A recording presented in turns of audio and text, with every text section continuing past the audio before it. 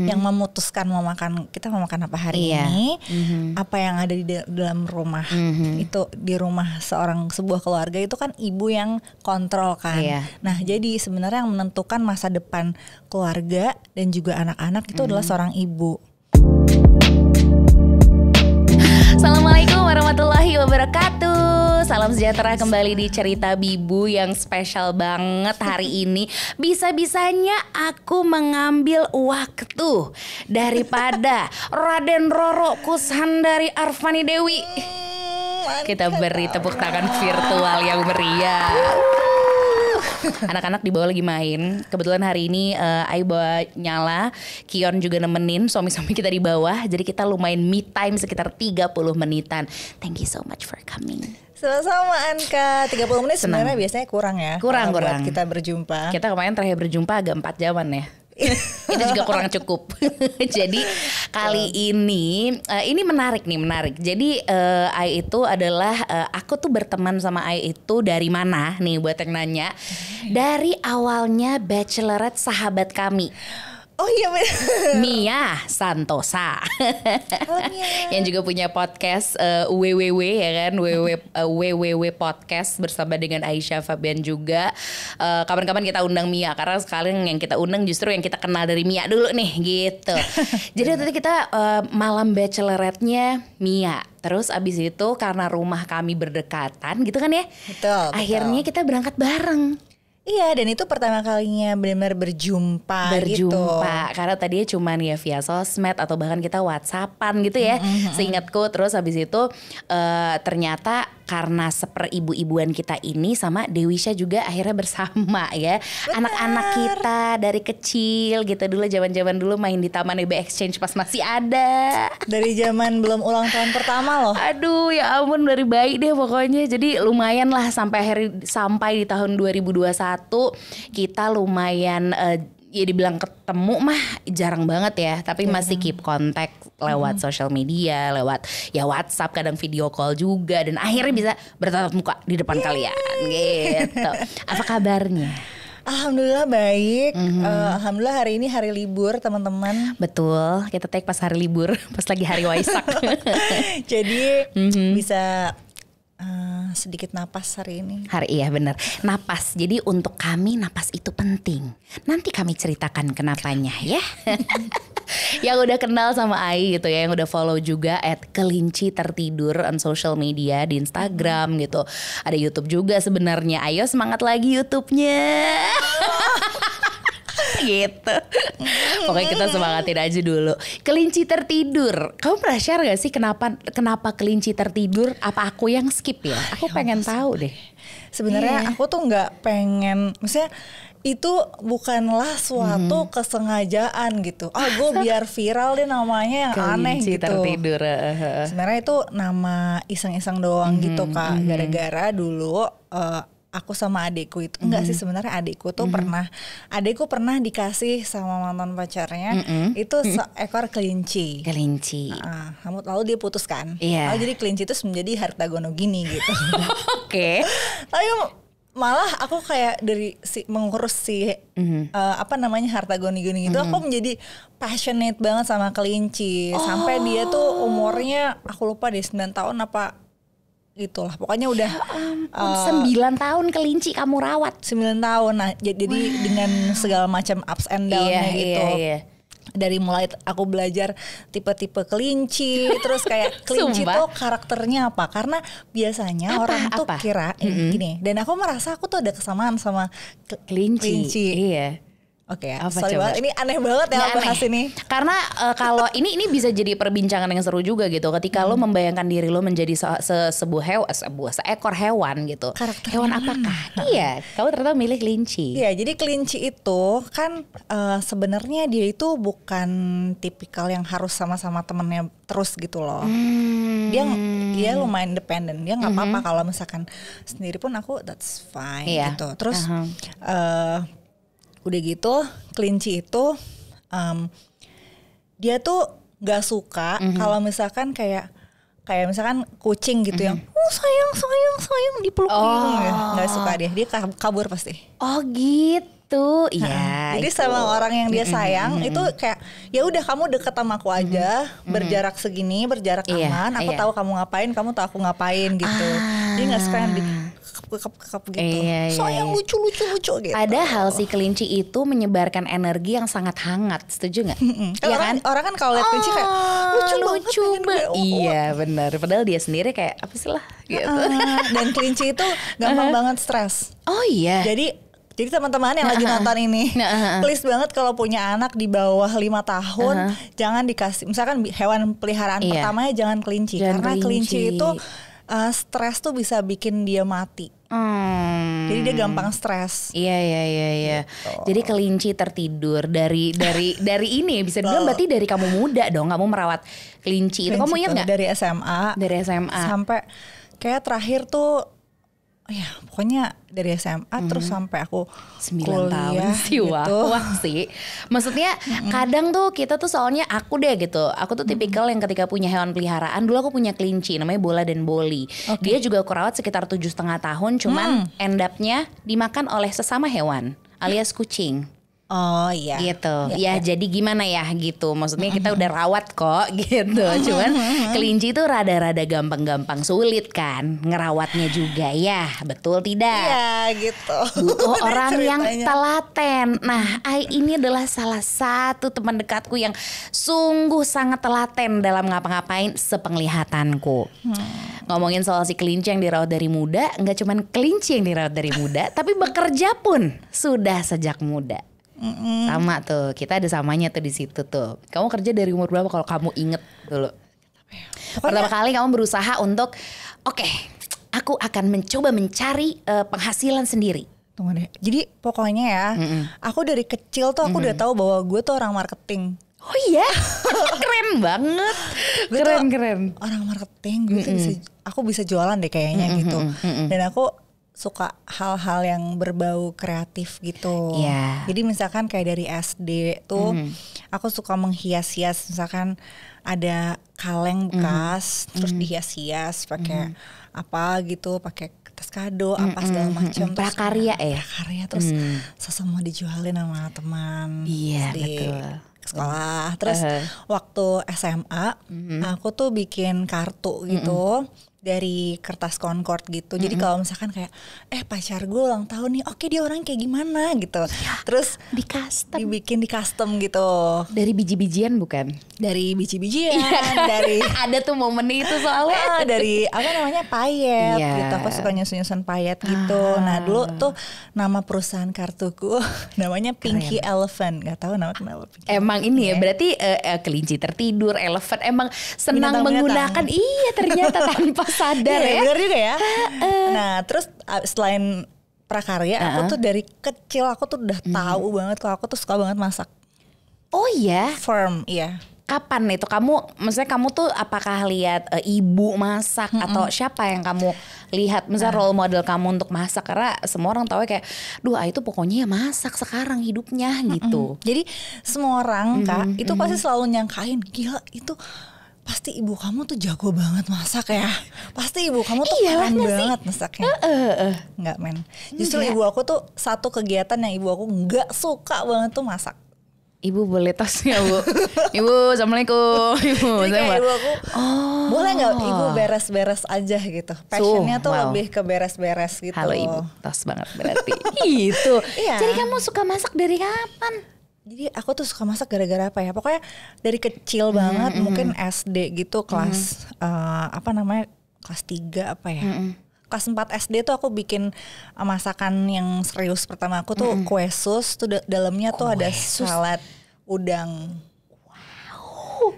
Itu aku terima kasih banyak banget ya sama 2 orang, sama Bu Siska Suitomo sama Pak Bondan karena dari kecil aku tuh nonton banget Aroma dari kecil, makanya aku pas aku tahun 2019 ya itu pertama kali aku ketemu Bu Siska, gila sampai gemeteran karena kayak dari kecil kamu nontonin beliau. Ini gara-gara orang ini yang bikin aku tuh punya mata pencaharian sekarang tuh karena beliau gitu. Gitu kan.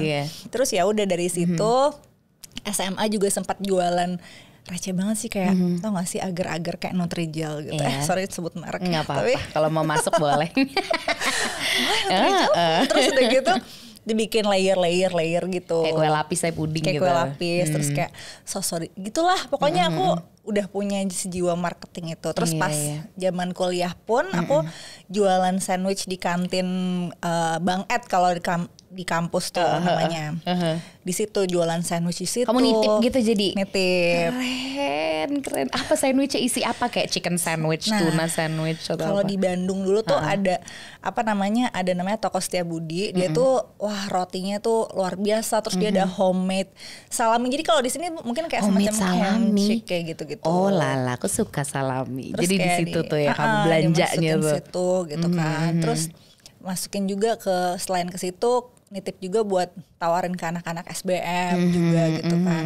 Gitulah alhamdulillah. Nah, tapi memang kalau untuk kayak bener kerja itu memang dari bapakku itu nggak boleh. Pokoknya kamu sebelum lulus kuliah nggak boleh bener-bener kerja yang magang atau apa gitu. Nah, tapi karena aku anaknya marketing.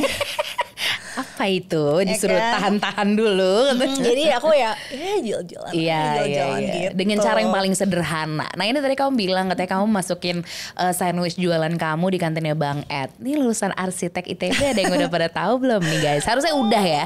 Kalau follow I di Instagram harusnya udah. Karena kadang kamu suka cerita ya di story. Bener gak sih? Iya benar. Iya kan? Bener. Kadang kamu suka cerita gitu. Kamu lulusan arsitek terus ITB pula gitu. End up-nya jadi di karir kamu yang sekarang itu ada hal yang kamu kayak kenapa ya dulu gue ngambil arsitek ya gitu, atau justru nggak apa-apa gitu? Ini lucu sih sebenarnya. Jadi kenapa aku tuh adalah seorang lulusan arsitek yang enggak jadi arsitek gitu. Konsepnya nyebrang nih soalnya. Jauh banget. Kalau biasanya anak-anak lulusan arsitek mungkin masih ada di hubungannya sama di urban planning atau di developer gitu kan. Jadi ceritanya kenapa sih dulu ngambil arsitek? Jadi waktu SPMB dulu ya, waktu mau tes UMPTN tuh pokoknya bapak bilang ayo kamu pokoknya harus milih ITB gitu. Aku tuh pengen banget sekolah masak. Ya kan, tapi sekolah masak itu kan ya kalau di luar negeri itu mahal, kayak nggak mungkin juga gitu. Kalau misalkan pengen sekolah Le Cordon Bleu kayak chef gitu kan. Jadi ya udah kata bapak, kamu harus sekolah ini nih, sekolah ITB gitu kayak bapak. Oke. Habis itu aku ngambil lah gitu, terus kayak karena kamu buktikan pun kamu bisa kok gitu. Sebenarnya aku tuh rada patah hati gitu. Jadi aku rada ngasal ngisi SPMB apaan ya. Kenapa ngambil yang arsitek? Karena dulu aku suka main The Sims. Sederhana sekali ya. Aku kira tuh karena apa gitu. Kagak sih Kak. Karena suka main The Sims. Tapi pas udah masuk arsiteknya kayak ternyata menyenangkan. Oh my god, gak kayak main The Sims Kak. Serius. Bukan kayak main The Sims. Jadi bukan kayak cuma tinggal terus udah gitu kalau The Sims kan ada cheatnya, ada Clapausius, tinggal duitnya bertambah terus nama gitu kan. Masih hafal bahkan. Nggak gitu ternyata. Nah sebenarnya pas aku di arsitek aku tuh bukan anak yang bukan anak yang cemerlang lah gitu. Aku bisa bilang bahwa aku bisa lulus tuh alhamdulillah karena banyak banget yang teman-teman yang bantuin, teman-teman yang support gitu. Awalnya gila gue gak ngerti, gue gak bisa gambar yang jago-jago kayak biasanya kan anak-anak arsitek gitu kan masuknya kan kayak anak seni rupa gitu kan, gambarnya keren. Harus gitu. bisa gambar gak sih kalau masuk arsitek teh? Biasanya yang masuk arsitek tuh kalau teman-teman seangkatan dulu ya sketsa tuh keren lah garis tuh lurus gitu. Tapi awan enggak, tapi aku ngerasa dan waktu kuliah aku cuma berpikir kayak oke, gue harus beresin ini. Gue harus beresin ini, tapi gue tahu bahwa menjadi arsitek dengan kemampuan aku yang kayak gini, maksudnya biasa aja, mungkin aku akan kurang bisa mengeksplor diri gitu. Jadi kayak pokoknya aku beresin ini dulu gitu ya. Alhamdulillah selesai. Habis itu terus barulah ngerjain apa yang aku suka gitu. Jadi waktu lulus dari arsitektur, habis itu aku kerja jadi property consultant karena aku udah tahu kayaknya gue nggak bisa nih kalau gue nggak bisa jualan desain gue gitu.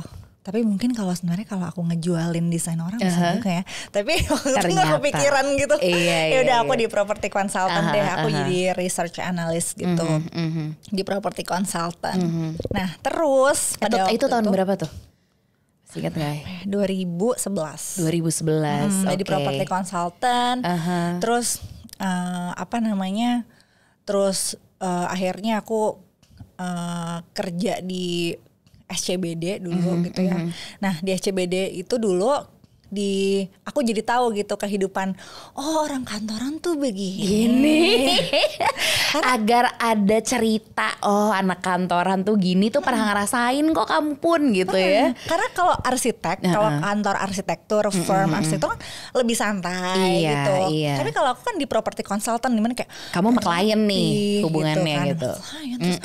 Gitu. Terus sibuk di tengah kota yang sibuk. Idih itu tuh. Di situ masuk masuk dan di tengah kota yang sibuk dan di budget hidup yang mahal ya kalau di tengah kota gitu kan. Nah pada saat itu aku pengen pengen diet nih ceritanya. Mulai tapi sebelum nyampe ke situ ya kan kamu tuh kan bilang ketika kamu menjalani kehidupan kamu ketika lagi kampus gitu, berarti kan ini bukan berarti ini tidak mimpi kamu gitu, cuman kan kamu menjalankan petuah dari bapak gitu. Kamu pengen bahagiain bapak dan kamu telah membuktikan aku bisa. Ternyata maksudnya di tengah kehidupan itu juga kamu menemukan kesenangan lain, bahwasanya Ibu Ai ini, aku manggilnya Bu Ai. Bu Ai tuh pernah menjadi vokalis dari sebuah band. Oh my god. Wah loh. Belakangan kemarin sempat bantuin Balance of the Cliche ya. Cuman waktu yang aku belum kenal kamu itu ternyata kamu adalah seorang vokalis. Apakah kamu tahu? Ya ampun. Jadi sebenarnya ini hal yang aku tuh kalau ada orang yang nge-tag jujur ya, ini aku cuma dicerita Bibu doang ya. Kalau misalkan ada orang yang nge-tag dengerin lagu aku, nggak aku repost. Kenapa sih? Itu aku pengen nanya itu loh dari lama, karena biasanya di close friend gitu kan, mestinya nggak apa-apa, itu hak siapapun untuk menceritakan dan tidak menceritakan bagian hidupnya gitu kan. Kenapa alasannya kamu tidak mau sharing segamblang itu, bahwasanya kamu tuh selera musiknya, minta deh bikinin playlist deh. Ntar kita ngobrolin lagi deh. Kenapa Ai? Karena malu. Maksudnya dulu jadi ceritanya pada waktu lagi kuliah gitu ya gitu kan. Aku gak merasa kayak kayak arsitektur tuh sebenarnya bukan gue banget. Walaupun sebenarnya aku merasa mendapatkan juga ilmu, banyak sekali ilmu yang menarik yang sekarang aku terapkan juga di kehidupanku ya. Dari belajar tentang arsitektur. Dan di situ di waktu kuliah dulu aku nemuin teman-teman yang sama-sama suka musik gitu dari berbagai macam fakultas yang berbeda. Terus waktu itu juga waktu itu aku mikir gini, kalau gue nggak bisa survive dengan IP cemerlang di arsitektur ITB ini, yang harus gue lakukan untuk survive adalah gue harus punya koneksi di sini. Wah. Jadi waktu itu dan itu benar sampai detik ini, benar nggak? Kamu banyak banget teman-teman ITB yang dulu sampai sekarang tuh kamu masih menjalin hubungan sangat baik gitu. Jadi akhirnya waktu tuh yaudah deh aku ikut unit kemahasiswaan, ikut senat kampus kayak gitu-gitulah. Jadi pokoknya kamu aktif di kampus berarti ya? Karena mikirnya oke, kalau gue nggak bisa nih gue harus soft skilling gimana caranya supaya ntar bisa bertahan hidup gitu. Nah salah satunya ke unit musik namanya Apres. Nah di situ ketemulah sama teman-teman yang teman-teman yang yuk sama-sama suka musik gitu kan. Terus ya bikin band-band lucu gitu. Vokalis loh, pengen nodong nyanyi pasti gak mau, tapi kan nanti kalau udah siap malu banget. Terus apa band kamu namanya dulu? Nah dulu aku punya band namanya Baby It's Crackers. Alah gemes. Sumpah demi apapun malu banget ya. Hai teman-teman Baby It's Crackers, kalau kalian lagi mendengarkan, wah itu loh. Ternyata banyak banget hal-hal yang kita belum ketahui dari seorang Ai. Nih aku nih, meskipun aku cukup dekat gitu ya sama Ai gitu, aku tadi kan googling ya, contoh nge-googlingnya pengen tahu kayak apa sih, nggak ada lagi nih tentang masalah nih, jadi kita korek aja nih sekarang semuanya. Oke, kembali lagi 2011 kamu mulai pingin hidup sehat gitu kan. 2014 kamu mulai berpikir untuk aku pingin hidup sehat. Seperti yang tadi di awal juga sempat gue ceritain bahwasanya Ai ini adalah salah satu yang konsisten banget, bener deh gue bisa bilang konsisten banget gitu untuk hidup sehat meskipun ya pasti ada komanya. Cuman lanjut terus gitu usahanya tuh untuk lebih sehat lagi gitu. Apa sih Ai gitu yang bikin kamu bisa sekekeh itu gitu? Sekekeh itu. Di titik sekarang ya. Iya. Oke, kalau di titik sekarang kita kan sama-sama ya seorang perempuan, seorang ibu ya. Menurut aku yang hidup sehat itu bukan goals, tapi sehat itu tuh adalah tools yang kita butuhkan untuk mencapai goals kita. Misalkan Anka nih goalsnya apa? Aku pengen deh naik haji. Aku pengen deh nanti punya production house sama Baba namanya ini ntar aku pengen jalan-jalan keliling dunia boleh gitu ya kan? Itu semua butuh sehat buat mencapai si goals itu. Betul gitu. Jadi sehat itu bukan tujuan, sehat itu adalah si kendaraannya gitu kan. Terus sekarang kalau sebagai seorang ibu itu menurutku adalah pengambil keputusan terbesar di dalam sebuah rumah, kayak semacam tulang punggung kesehatan. Betul. Ibu makan gak bener, anak sama suami udah pasti ngikut gitu kan. Ibu itu adalah decision maker di rumah gitu kan. Apa yang tersaji di meja makannya, yang memutuskan kita mau makan apa hari ini, apa yang ada di dalam rumah. Itu di rumah sebuah keluarga itu kan ibu yang kontrol kan. Nah jadi sebenarnya yang menentukan masa depan keluarga dan juga anak-anak itu adalah seorang ibu. Dan menurut aku sebagai seorang ibu ya, godaan hal-hal nggak sehat tuh banyak banget. Banyak banget di sekeliling gitu. Nah, kayak gitu ya. Ibaratnya kalau misalnya kita samsak, ya nggak sih?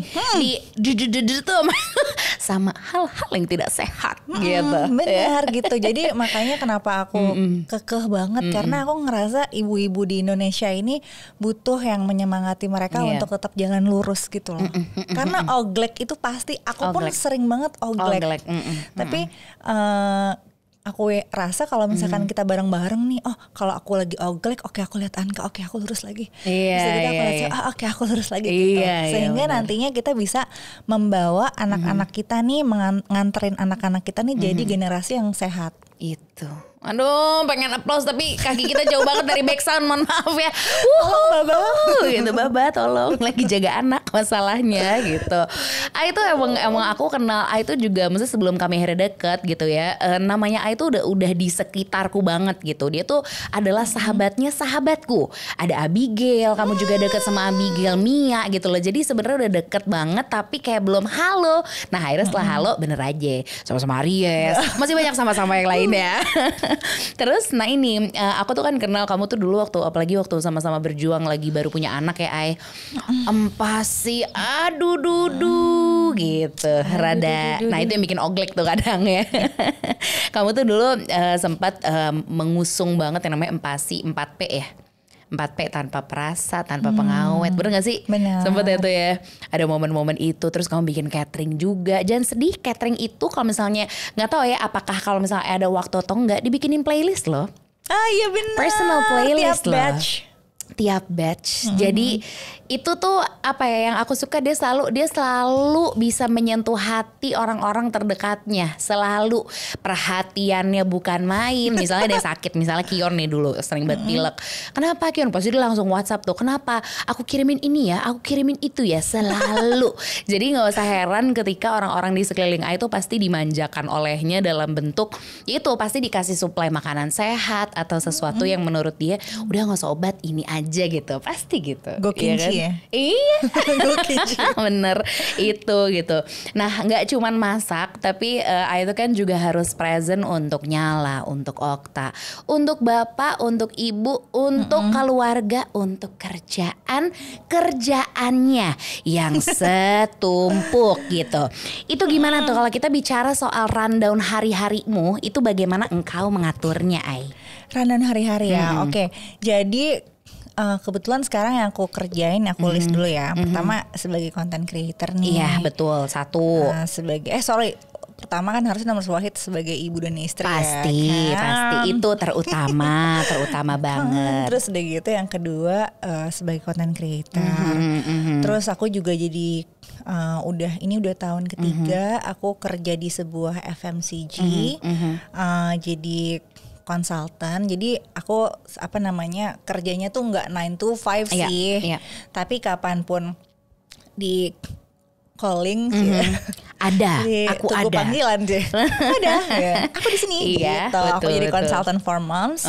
Terus yang satu terus sekarang aku juga jualan skincare juga dan makeup, ngejafra juga.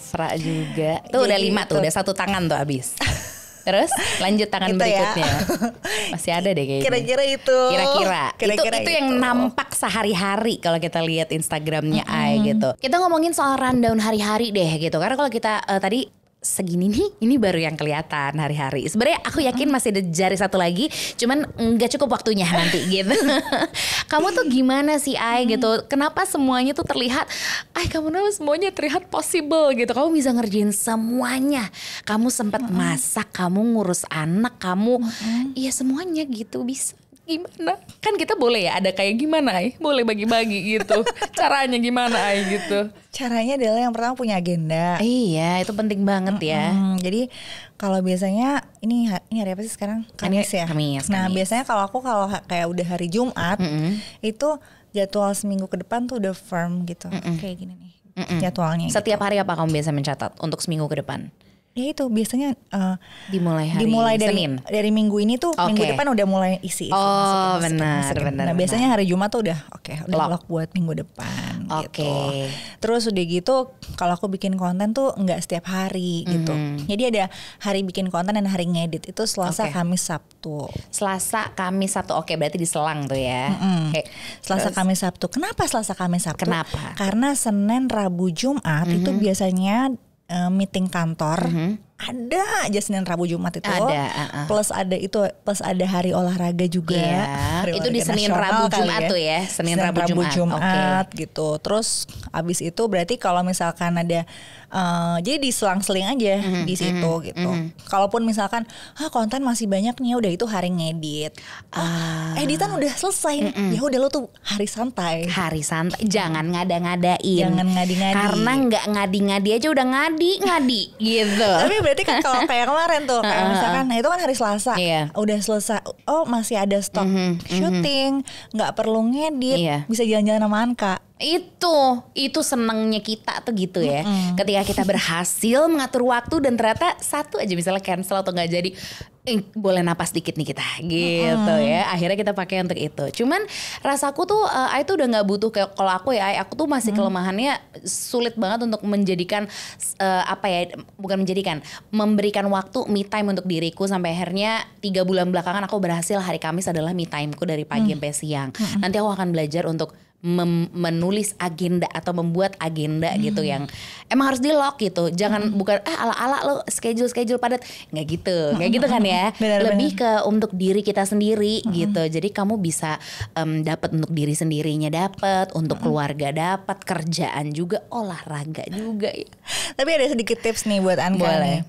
Untuk gimana, mungkin juga banyak nih temen bibu yang kayak ngerasa pas udah punya anak apalagi ya kayak gila waktu gue tuh nggak cukup banget buat hal-hal yang lain gitu. Gimana sih caranya waktu buat diri gue tuh kapan? Nah, kalau dari pengalamanku memang harus di make time for yourself. Biasanya caranya, triknya adalah cobain deh sejam pertama setelah kamu bangun tidur itu adalah waktu buat diri kamu aja. Bukan untuk sosial media kamu, bukan untuk balesin WhatsApp. Itu yang padahal numpuk, notification udah nyaut-nyaut kayak halo balas aku gitu kan. Atau kan godaan banget untuk buka email gitu atau ngedit deh biar bisa diposting jam 9. Jangan dulu, cobain sejam aja buat buat diri sendiri. Ngapain aja, maksudnya kalau mau misalkan skincarean pagi kan semua orang masih pada tidur. Ibadah pagi untuk yang muslim, salat subuh gitu. Mikirin sarapan pagi mau ngapain ya gitu. Nah itu tuh niscaya kalau misalkan udah make time sejam sebelum pas baru bangun tidur atau enggak sejam pas sebelum tidur, itu nanti berasa harinya itu lebih bisa dijalanin, lebih enak gitu, lebih nyaman hati itu ngejalanin hari ya. Itu yang aku lihat darinya gitu. Meskipun aku masih sulit mempraktekannya, namun aku akan berusaha terus. Coba. Iya, istiqomah gitu untuk terus mencoba itu sih selalu. Nah, yang tadi udah sempat kita singgung juga bahwasanya aku sama itu kesamaannya kita sama-sama Aries. Kenapa? Kenapa sih zodiak banget anaknya? Karena buat kita itu penting ya. Itu pentingnya kenapa? Kalau aku sendiri mengetahui zodiak orang itu sama dengan aku mempelajari apa yang dia mungkin aja nggak suka atau mungkin aja dia suka. Jadi aku bisa mengontrol perilakuku kepadanya. Aku gitu, sesimpel itu. Setuju ya. Karena kan tiap hari nih ketemu begini kan, ketemu beda-beda orang, ketemu berhadapan berbeda karakter lagi gitu. Jadi itu modalku. Nah, balik lagi ke sesama Aries, yang mana segalanya gitu dikerjain, maunya sendiri kalau bisa, pokoknya dengan standar yang mumpuni. Standar, aduh. Pernah capek nggak? Tuh nih, pernah capek nggak jadi pribadi yang push terus? Capek sih jujur.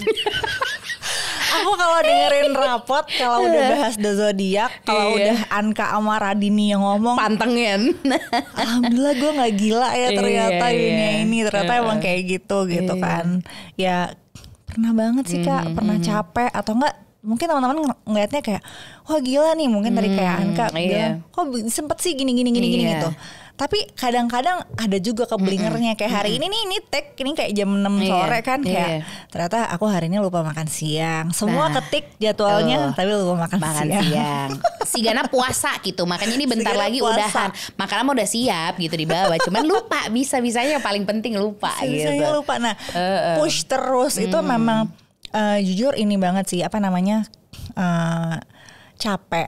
Tapi jadinya tuh tersadar juga karena kalau udah capek inspirasi tuh mandek. Padahal kalau orang-orang yang kerjanya di dunia kreatif kayak kita, inspirasi sama ide-ide kreatif tuh adalah amunisi kita nih gitu, dan nggak bisa beli di Indomaret. Nggak bisa. Kalau ada di kasir, di samping kasir tuh kita beli banget. Kita beli inspirasi gitu kan. Nah, jadi gimana biar tetap menjaga si inspirasi itu adalah dengan nggak boleh terlalu gas. Tapi menurutku itu juga yang menjadikan kenapa aku punya beberapa pekerjaan pada saat yang bersamaan gitu ya. Karena mungkin jadi jadi variasi gitu. Jadi nggak bosan gitu. Nggak melulu itu aja yang dikerjain. Nggak monoton. Jadi ya tapi bener sih yang namanya capek tuh ada pasti ada dan emang harus dijaga kalau nggak inspirasi. Itu biasanya kamu ya off aja bentar gitu. Cuman nggak bisa off banget. Ntar algoritma gimana dong? Iya dong. Iya benar. Jadi off lebih santai, lebih lelo aja. Nggak yang kayak kan biasa kan kita ya bukannya mau nggak mau juga sih, tapi kan memang kebetulan ya mungkin kita diberikan giftnya itu ya. Kita senang posting, nggak beban juga untuk kita. Bentuknya juga sharing aja gitu. Jadi nggak melulu yolah kayak wajib banget posting. Ya nggak gitu juga. Tapi ini kan memang kerjaan kita gitu ya. Jadi lebih santai aja gitu ketika kamu lagi capek gitu kali ya. Kalau lagi capek sans aja dan keluarkan aja archive yang belum dikeluarin. Nah itu pentingnya punya cadangan. Jadi udah nyetok dulu gitu. Bener, itu penting banget tuh. Karena lagi-lagi ngatur waktunya oke, jadi ya aman gitu, semuanya bisa dimainkan. Nah ini mungkin terakhir sebelum menutup obrolan kita yang cukup singkat. Tapi ini satu cerita yang maksudnya kemarin kamu baru share juga gitu ya, video ketika kamu ngajak bapak makan enak setelah bapak nganterin kamu seharian lagi, ini urusan perjafraan ya kalau nggak salah kemarin kan. Terus aku ngeliat banget gimana maksudnya ya aku sama Ai tuh sama-sama segitu pengennya bahagiain orang tua ya, segitu pengennya bahagiain orang tua. Padahal kita teh sandwich generation yang katanya bukannya capek ya jadi kalian harus mikirin orang tua, mikirin sendiri, mikirin anak. Menurut kamu, kamu kan sering sharing juga ya soal itu gitu. Ketika orang bilang, kamu tuh gimana sih menyikapi ketika kamu tahu kalau kamu tuh harus menjadi atau nggak bertanggung jawab akan banyak hal selain diri kamu sendiri gitu di hidup kamu. Oke, ini aku mau sharing ceritanya kenapa aku bisa sampai ke titik itu. Jadi dulu aku juga aku dulu tuh waktu kerja, balik lagi ke tadi yang pasti di property consultant itu, dengan tuntutan hidup di tengah kota, Aduh, di kantor SCBD yang mahal itu ya kan, aku ngerasa kayak aduh gaji gue segini-segini aja, gue harus biayain orang tua apa segala macam gitu. Selama bertahun-tahun aku ngerasa sebagai sandwich generation tuh adalah beban banget buat aku, dan sering banget aku berpikir kayak enak banget sih itu gitu, kayak kenapa gue gini sih gitu. Kenapa gue gini, enak banget sih itu, kayak apa rumah dikasih sama orang tuanya, kayak justru bukannya dia harus support orang tuanya, tapi orang tuanya support dia terus sampai umur dia yang udah segini gitu, udah sampai punya cucunya juga gitu. Kenapa gue harus kayak gini gitu. Dan di situ aku ngerasa apa namanya ya udah aku mandek, terus kayak ya udah nggak apa ya, kok aku nggak bisa terus nggak bisa mencapai terus seperti yang aku pengen gitu untuk membahagiakan mereka. Tapi setelah pada waktu itu aku ketemu sama beberapa orang gitu ya yang mampir dalam hidupku dan mengajarkan banyak hal. Terus ada satu pengajaran yang aku tuh ingat banget gitu loh, bahwa tentang gini nih. Jadi kadang-kadang kita tuh kayak kesel, marah atau apa gitu ya, nggak puas sama pencapaian, sampai apa yang diberikan orang tua kita ke kita gitu. Padahal kita tuh lupa bahwa sebenarnya mungkin apa ya, yang kemana aku posting juga itu tentang bahasa cinta ya. Jadi bahasa cinta orang tua kan bisa beda-beda ya gitu ya. Jadi udah mah kita ngerasa kayak kurang disayang dengan cara yang tepat sama orang tua kita. Terus kok kita juga harus biayain mereka gitu kan. Jadi kayak lukanya tuh bertubi-tubi. Padahal kita tuh lupa bahwa mungkin itulah yang udah yang terbaik yang diberikan sama orang tua kita ke kita, karena mereka pasti juga punya keterbatasan akan masa lalunya mereka gitu. Ada anak kecil bokap yang hidup di bokap pada saat sekarang gitu kan. Nah setelah aku entah gimana ya Kak, setelah aku ngerubah sudut pandang, mindset, dirubah mindset kamu itu berarti ya. Setelah aku merubah sudut pandang itu, bahwa aku tuh bukanlah orang tua aku tuh bukan beban. Ini tuh bukan menjadi sandwich generation tuh bukan beban, tapi memang apa yang mengalir untukku itu adalah memang untuk dialirkan lagi ke orang lain. Dan memang apa yang mengalir kepadaku itu adalah sebagian mungkin memang berasal dari doa-doa mereka dan juga rezeki mereka. Setelah itu aku kayak bener-bener ngebuka diri aku aja, ya udah nggak apa-apa deh gitu, apapun untuk bikin mereka tetap sejahtera dan happy di hari tuanya mereka. Anyway orang tua aku udah sekarang udah hampir 70 tahun dan 69 gitu kan. Jadi entah gimana Kak, alhamdulillah sejak aku ngerubah mindset itu kayak rezeki tuh ada gitu mengalir. Berarti yang tadinya kamu tuh aku sebagai mampet, penyalur berkat mereka, mungkin bisa dibilang begitu ya gak sih? yang itu yang aku harapkan. Jadi setelah aku ngerubah klik itu, yang tadinya mampet itu kayak dibukain gitu Kak. Jadi dari situ aku sadar, oh memang ini tuh memang berkat yang mungkin Tuhan kasih ya. Mungkin yang orang-orang lain tuh nggak merasakan ini gitu. Aku lagi dikasih kesempatan nih. Kita lagi dikasih kesempatan. Ladang amal kita nih ceritanya gitu. Dan sumber doa kita juga sebenarnya kan gitu. Dan itu mungkin nggak semua orang dapet kayak gitu. Jadi aku pengen banget semangatin juga teman-teman yang mungkin ngerasain hal yang sama, mungkin ngerasain stuck, kenapa sih gue nggak bisa beli ini beli itu kayak teman-teman gue yang lain, karena gue harus menanggung orang tua, harus menanggung keluarga. Mungkin percayalah bahwa kamu tuh adalah lagi dikasih anugerah menjadi saluran berkah, dan itu tuh nggak semua orang dipercaya seperti itu. Betul. Dan dari situ ketika mungkin kamu sudah mengikhlaskan, menyerahkan diri semuanya ke pemilik yang mengatur seluruh semesta ini, nggak cuman berkah untuk diri kamu, tapi semuanya mungkin juga diberikan kemudahan, ya nggak sih? Kemudahan gitu, kelancaran urusan kita, dan itu tuh berarti banget. Kebayang gak sih kayak kok bisa ya semua urusan gue lancar, kok bisa ya gitu kan. Karena suka bingung gitu ya, kayak kok bisa ya semuanya lancar, semuanya mudah. Ya mungkin itu gitu, mungkin ada momennya kita capek banget, kayak kenapa sih gue, kenapa. Tapi kalau dipikir-pikir lagi nih, kalau kita ngintipnya dari pintu yang lain, enak tahu gitu. Ya coba disyukuri berarti. Bener, dan itu kan dan satu lagi ternyata cukup atau gak cukup, itu tuh bakalan cukup aja sih Kak. Cukup atau nggak cukup bakalan cukup aja. Bakalan cukup aja sih. Setuju. Berkecukupan aja udah. Nggak, maksudnya mintanya udah bukan doa yang kayak pengen banget kayak raya gitu. Terserah gimana, pokoknya yang penting cukup untuk semua.